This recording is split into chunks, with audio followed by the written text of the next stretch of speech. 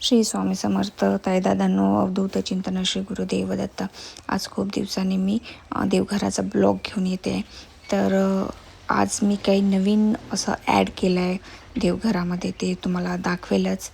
परत मी आज देवघराची साफसफाई, आसन चेंज करणार. परत देवघरांमध्ये काही असं थोड्याफार वस्तू आणल्या आहे. मी जे दर्शनाला गेली होती अक्कलकोट, तुळजापूरला, गांगणापूरला, तर तिथून काही अशा छोट्या देवघरासाठी वस्तू आणल्या आहे, पादुका आणल्या आहे स्वामीसाठी. तर या गोष्टी सर्व दाखवणारच आहे. तर ताईदादांना तुम्हाला एक सांगते की आयुष्य ही देवाने दिलेली एक सुंदर भेट आहे. ते सुखी आणि समाधानी करण्यासाठी काही गोष्टी आपल्याला करायला पाहिजेत आणि काही गोष्टी आपल्याला पण लक्षात घ्यायला पाहिजे. आणि काही गोष्टी महत्त्वाच्या असल्या तरी त्या समाधानी कशा ठेवायच्या त्यासुद्धा तितक्याच महत्त्वाच्या आहे. सुख आणि दुःख या एकाच नाण्याच्या दोन बाजू आहे. संकटाकडे एक संधी म्हणून पहा.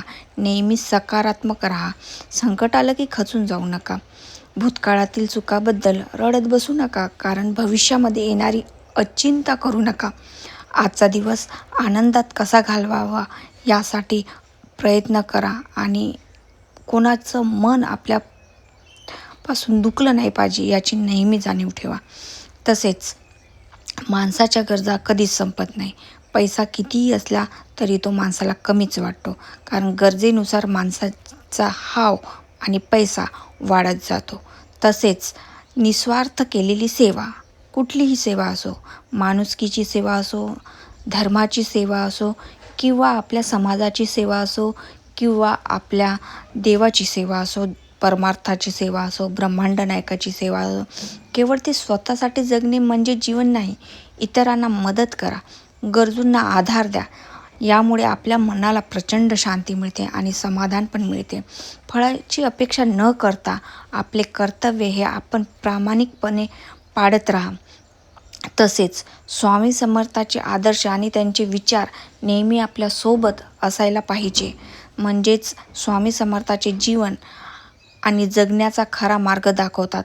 त्यांचे विचार आपल्याला जगण्याचा खरा मार्ग दाखवतात. त्यांचे आदर्श आपल्याला जगण्याचा खरा आदर्श दाखवतात. त्यांच्या आदर्शामधूनच आपण काही गोष्टी शिकतो, समजतो आणि आपल्या जीवनाला नवीन वळण येते. तसेच भिवू नको, मी तुझ्या पाठीशी आहे, हा सर्वात मोठा दिलासा देणारा मंत्र जेव्हा आपल्या मुखातून निघतो किंवा आपण जेव्हा स्वामीला बघतो तेव्हा ते दिसते, तेव्हा खूप मोठा आपला आधार असतो. जेव्हा आपल्याला संकट येत असते तेव्हा स्वामीवर पूर्ण श्रद्धा ठेवून, विश्वास ठेवून धीर धरला पाहिजे. जो कोणी स्वामीवर विश्वास ठेवत नाही, म्हणजेच काय हे महाराज, काय श्री स्वामी समर्थवाले हे जे विचार करणारे आहे त्यांना असा वाईट विचार करू द्या, कारण की त्यांना मुळात विश्वासच बसत नाही. तर त्यांना आश्वासन देऊन काय फायदा. स्वामीचे हे वाक्य आपल्याला आत्मबळ देते. भिवू नको, मी तुझ्या पाठीशी आहे, हे स्वामीचे वाक्य आपल्याला बळ देते आणि भीतीपासून दूर ठेवते. बघा किती सुंदर हे कलश म्हणजे सुंदर आसन असे मी ठेवले. हळदी कुंकूचा कलर लाल आणि पिवळा. तसेच मी आता जे शिंपडलं पाणी, जर तुम्ही कलश ठेवत असाल तर कलशातील पाणी कानाकोपऱ्यामध्ये शिंपडा, घरातील कानाकोपऱ्यामध्ये शिंपडा. त्यातील नकारात्मक विचार, नकारात्मक दृष्टी, नकारात्मक ऊर्जा नष्ट होते आणि जो कोणी तुमच्या घरात प्रवेश करत असेल नकारात्मक ऊर्जेसहित, ते त्यांना आड घालतात. म्हणजेच कलशात पाणी जेव्हा तुम्ही बदलवतात, पण आधी झाडाला टाकायच्या आधी ते कलशाचं पाणी आपल्या घराला शिंपडून घ्यायचं. आता जेव्हा देवघर आपण स्वच्छ करतो तर पहिलं स्थान हे कलशाला दिलं पाहिजे. म्हणजे लक्ष्मी जेव्हा घरात येते तेव्हा खूप काही सुख, समाधान, धन, संपत्ती असे गोष्टी घेऊन येतात. तर त्यामुळे आपली पहिली स्थापना ही कलशाची असते. तसेच स्वामीच्या दरबारात जाव वा रंक सगळे सारखेच असते. स्वामीच्या दरबारात राजा असो या प्रजा असो, ते सगळे सारखेच असते. स्वामी नेहमी शिकवले की माणसाने कधीही आपल्या संपत्तीचा, रूपाचा आणि ज्ञानाचा अहंकार करू नये. नम्रता हाच माणसाचा खरा मोठा दागिना आहे. तसेच श्रद्धेपेक्षा कर्माला स्वामीने जास्त महत्त्व दिलेले आहे. आळसाचे समर्थन केले नाही, फक्त देवाने नाव घेऊन बसा, कष्ट करा, मेहनत करा, त्याची शिकवण घ्या आणि कष्ट करणाऱ्याच्या पाठीशी नेहमी उभा असतो हा आपला देव, म्हणजेच आपला स्वामी ब्रह्मांड नायक. त्याचा आदर्श घ्या. मनाची शुद्धता आणि भक्ती ही स्वामीला खूप आवडते. कारण स्वामी सांगतात, मनात जर तुमची अशुद्धता असेल तर भक्ती ही प्रामाणिकपणे आणि निर्मळ असते. स्वामीचा बाह्य देखावा आणि ढोंग त्यांना आवडत नाही. तुमचे मन स्वच्छ असले तर स्वामी तुम्हाला नक्कीच दर्शन देतील किंवा तुम्हाला ईश्वराची प्राप्ती होते. नामस्मरण, ध्यान यामुळे मन शांत होते आणि आध्यात्मिकताच्या दृष्टिकोनातून जास्त आपल्या मनावर, आपल्या शरीरावर भर पडते. तसंच प्राणीमात्रावरही प्रेम करणे तितकंच महत्त्वाचं स्वामींनी सांगितलेलं आहे. बघू शकता तुम्ही, मी कलशाला खूप छान असं वस्त्र, म्हणजे हिरव्या कलरचं वस्त्र आणि त्याला छान असं मुकुट लावून घेतलं आहे. म्हणजे असं छान नारळ ओलं करून घेतलं आहे. त्यानंतर छान अशी ती बसत नव्हती, पण जी चुन्नी होती त्याला कसं तरी ॲडजस्ट करून असं छान मी बसवून घेतलं आहे. म्हणजे जेणेकरून ते दिसायला पण छान दिसेल आणि एकदम नीटनेटकं वाटेल. आता ह्या प्रकारे माझी लक्ष्मी तयार झाली आणि ती लक्ष्मी तयार करताना मला थोडे काही अडथळे येत होते, पण ठीक आहे, मला ते चालेल. कारण की ॲडजस्टमेंट केल्याशिवाय परफेक्ट कुठलीही गोष्ट होत नाही. म्हणून आधी तुम्ही ॲडजस्टमेंट करायला शिका, म्हणजे ती गोष्ट परफेक्ट होणार. आणि बघा, मी कसं तरी ते खूप सारं तयार करून असं लक्ष्मी मातेला मी विराजमान केलं आहे. त्यानंतर काही असे तिचे दागिने, जे हे तुम्ही जर वस्त्र बोलवत असाल तर ऑनलाईन पण मिळते. मुकुट पण मी ऑनलाईनच मागवलेला आहे, मी तुम्हाला आधी पण सांगितलं. आणि खूप साऱ्या गोष्टी अशा आहे की ज्या ऑनलाईन मिळतात. असं नाही की आपण मार्केटलाच गेलं पाहिजे. आणि यात आपला खूप सारा वेळ पण वाचतो. आणि ऑनलाईनमध्ये कसं 1-2 रुपयाची सूट असते, ऑफर असते. आणि बायकांचं माहीतच असं, बार्गिंग म्हणजेच हे पहिलं काम असतं. ते असं बघा किती छान विराजमान झाली आपली लक्ष्मी माता. त्यानंतर इतर देवांचंही आगमन करू, इतर देवांनाही आपल्या जागेवर प्रस्थापित करू. हे स्वामी महाराज आहे, त्यांना स्वच्छ असं संतूर साबण, म्हणजे नवीन साबण काढून मी ते थोडं धुवून घातलं आहे. म्हणजे त्याच्या मधला चिकटपणा, असं तेलकटपणा वगैरे राहिला तर तो निघून जाईल. आणि स्वामींनी सांगितले आहे की सर्व प्राणी मात्रांवर प्रेम करणं हा माणुसकीचा धर्म आहे. स्वामी केवळ माणसावरच नाही तर प्राणी, पक्षी आणि निसर्गावरही प्रेम करायला शिकवते. प्रत्येकाच्या देवाचा अंश पाहणे हीच खरी मानवता आहे. प्रत्येक जीवामध्ये ही देवाचा अंश असतोच. आणि आजकाल जो नॉनव्हेज खातात लोक, की ते त्याचेच अंश आहे जे मारून खातात तुम्ही, ज्याचे जीव.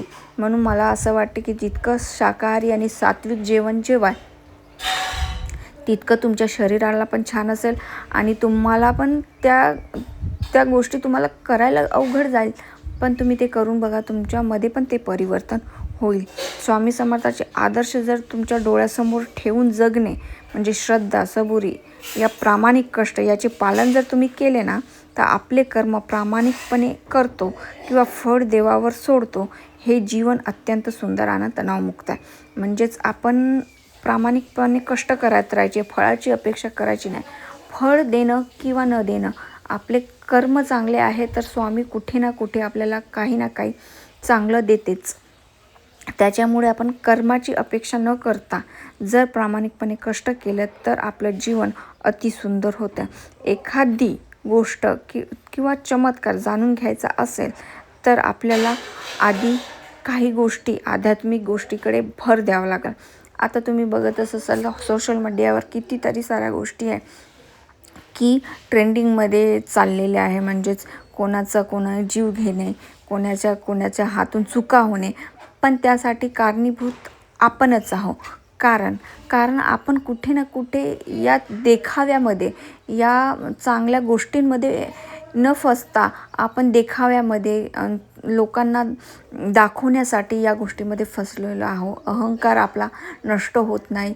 तर तुम्हाला त्या गोष्टीतून निघण्यासाठी स्वामी तुम्हाला मदत करतील. तुम्ही स्वामीचा हात पकडा, स्वामीच्या शरणात जा, स्वामीला आत्मसमर्पण करा. म्हणजेच तुम्हाला या सगळ्या गोष्टीमधून निघायला तुम्ही इझी जाता. आज 24-25 वर्ष मुलांच्या हातून खूप मोठे मोठे गुन्हे घडत आहे. तसेच तुम्ही बघत असाल की खूप छोट्या छोट्या वयामध्ये खूप काही विनयभंगाचे गोष्टी समोर येतात. छोट्या छोट्या मुलांचे जीवच चालले आहे, कोणी जीव घेत आहे. तर या सगळ्या गोष्टीमध्ये कुठे काय कमी आहे? तर एकच गोष्ट कमी आहे की ती म्हणजे तुम्ही आध्यात्मिक गोष्टीकडे अजूनपर्यंत वळलेले नाही किंवा तुम्ही कुठल्याही देवावर अजूनपर्यंत विश्वास ठेवलेला नाही. बघा, कुठलाही म्हणजेच तुम्हाला जो तुम्ही ज्याला आत्मसमर्पण करा त्याचा हात पकडा आणि त्याच्यावर तुम्ही विश्वास करा, त्याच्यावर तुम्ही प्रेम करायला शिका. बघा, तो तुम्हाला कितीही संकटात असेल तर वाचवेल. आणि पहिली गोष्ट, तुम्हाला चुकीच्या मार्गावर जाऊ देणार नाही आणि तुमच्या हातून चुकीचं काम होऊ देणार नाही किंवा तुमच्या मुखातून चुकीचे शब्द निघणार नाही. जर तुमची मोजमस्ती तिथपर्यंतच ठेवा, परंतु भक्तीचा सहवास तुम्ही जर पकडला तर तुम्हाला खूप चांगल्या गोष्टी शिकायला मिळेल, खूप आध्यात्मिक गोष्टी शिकायला मिळेल. तुम्हाला असं वाटेल की कुठे मी भटकलो, त्याच्यासाठीच भटकलेल्याला रस्ता दाखवण्यासाठीच आपले स्वामी महाराज आहे. तर तुम्ही आपल्या ब्रह्मांड नायकाचे हात पकडा, त्यांच्या शरणामध्ये जा. तुम्ही अक्कलकोटला जा, दर्शन करा, त्यांच्या समाधी मठावर जा. चांगले चांगले कामे जादू टोण्यानी होत नाही, चांगले चांगले कामे फालतू गोष्टींनी होत नाही, ते समाधी मठावर जाऊन होतात. तर तुम्हाला या गोष्टी करायलाच पाहिजे. तर बघा, आता मी सगळ्या देवांना बरोबर विराजमान केलं आणि शंखामध्ये पाणी टाकून ठेवायचं. म्हणजेच असं मानलं जातं की शंखामध्ये पाणी टाकून ठेवलं की सर्व देवांना तो शंख जेव्हा आपण शंखाचा आवाज सगळीकडे गुंजतो तेव्हा ते पाणी, त्याची ऊर्जा, ती सकारात्मक ऊर्जा घरामध्ये पसरते. तर स्वामीला आवडणारं हे छान अत्तर मी प्रत्येक आंघोळ केल्यावर स्वामीला लावत असते. आज मी पूर्ण देवांना लावलं आहे.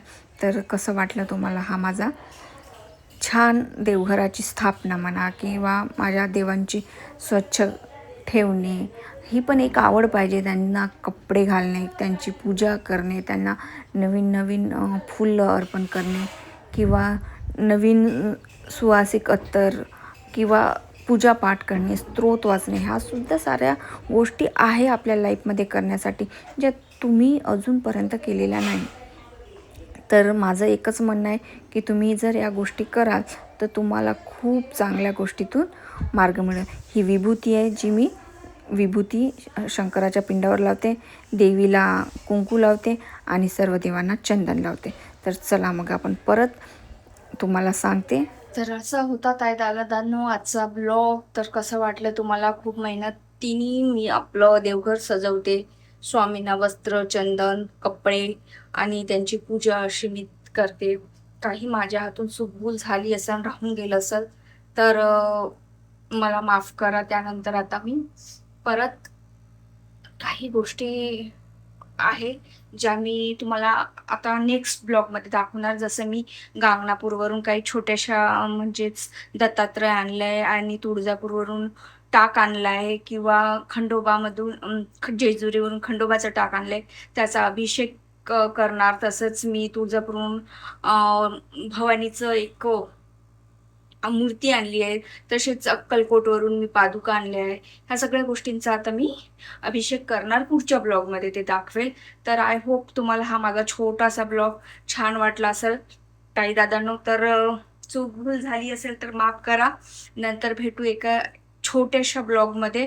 तोपर्यंत श्री स्वामी समर्थ, अवधूत चिंतन श्री गुरुदेव दत्त. आणि मी एकदा परत माझं देवघर, म्हणजेच माझं म्हणता नाही येणार, हे आपलं स्वामीचं देवघर आहे आणि आपलं हे स्वामी घर आहे. ही रुद्राक्षाची माळ पण मी पिंडासाठी अक्कलकोटवरूनच घेतली आहे. तर हे बघू शकता, असं नीट नेटकं आणि पहिली तर लक्ष्मी घरात येते त्यासारखंच आपल्या स्वामी घरामध्ये मी पहिली लक्ष्मीला विराजमान केली आहे, म्हणजेच लक्ष्मी कलशाला विराजमान केलंय. त्यानंतर आपले तर स्वामी महाराज आहेच बसलेले. हे परत स्वामींची मूर्त, त्यासोबत दत्तात्रयांची मूर्त, आणि हे आपले विठ्ठल रखुमाई शांती प्रतीक कोणी म्हणतात. काय ठेवावं तर शांती प्रतीक हे आपले बुद्ध महाराज, आणि परत घंटा स्वामीपाशी, शंख आणि कासव त्यामध्ये पाणी टाकलेलं आहे. तर हे होता आता परिपूर्ण आपला एक छोटासा देवघर स्वामी घराचा ब्लॉग. भेटूया नंतर अशा एक छोट्याशा ब्लॉगमध्ये. तोपर्यंत श्री स्वामी समर्थ, अवधूत चिंतन, श्री गुरुदेव दत्त. जर तुम्ही माझ्या चॅनलवर नवीन असाल तर प्लीज ताई दादांनो तर लाईक सबस्क्राईब करा आणि विसरू नका. आणि झालं तर तुम्ही शेअर पण करू शकता, जेणेकरून दुसऱ्याला पण स्वामी सेवा करण्याचा, त्यांचा पण दुःख दूर होण्याचा आपल्याला आणि त्यांना पण एक चांगलं कर्म म्हणून फायदा होईल. श्री स्वामी समर्थ. भेटूया नंतरच्या ब्लॉगमध्ये. तोपर्यंत ताई दादांनो श्री स्वामी समर्थ. कमेंटमध्ये सांगा की आपला स्वामी ब्लॉग कसा वाटला. श्री स्वामी समर्थ. स्वामी घर कसं वाटलं तर. श्री स्वामी समर्थ. अवधूत चिंतन. श्री गुरुदेव दत्त.